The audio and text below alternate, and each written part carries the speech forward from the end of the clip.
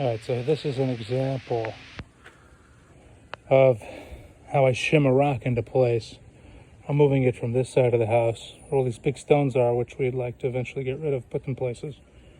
And this particular stone looks like a great step. So since I'm making steps, I figure it's a great first step. And it actually fits the exact angle that I need. So this is the flat step. I'll have to put the bottom into the ground, and of course it's nice and thick where it'll go into the ground and create a foundation and a step part, and there's no concern about erosion. Anyway, I just wanted to show this. I've showed it in other videos where I've shimmied rocks, but you use a digging pick, you put a small rock as resistance, and you put it under your lift, and then you move it over a bit, and then move it a couple inches each time,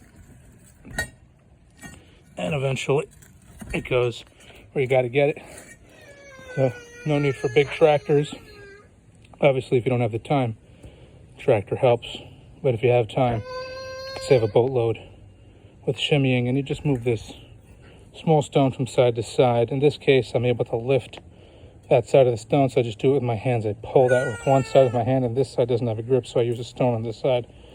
Lift a little bit, pull it, and lift this side, and pull it, and eventually it gets where I gotta get it.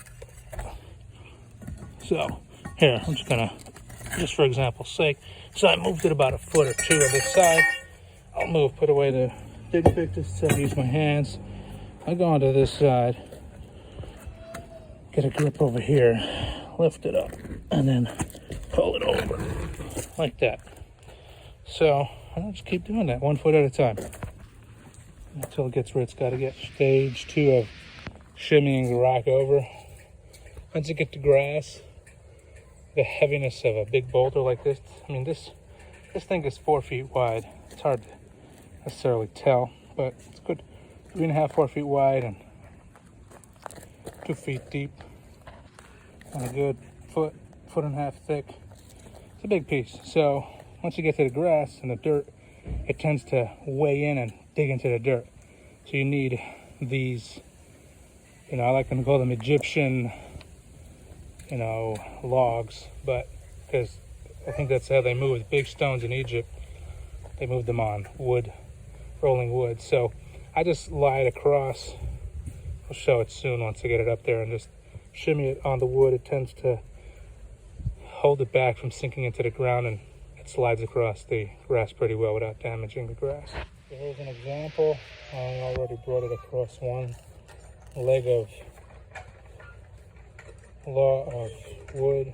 We're on to the second, and we're just going to keep going until we get around to where we got to go. So here's the stone in its final stage. You can see how it fit really nicely where it's got to go. I'm going to be using smaller stones for the rest of it instead of bringing another big, large stone. Maybe I'll bring another large stone for the next step, but for the bottom, I decided to use this, and I just shimmied it in. I brought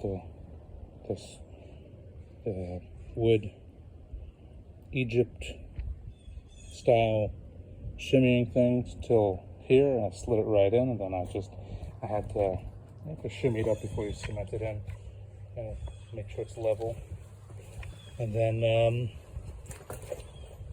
you're cementing around it. There's all this water here because I washed off all the stones. You've got to wash off stones before cementing so that the cement grabs the stone. Otherwise, the dirt will stop the cement from grabbing the stone, and then your cement's not doing what it's supposed to be doing, holding things in place.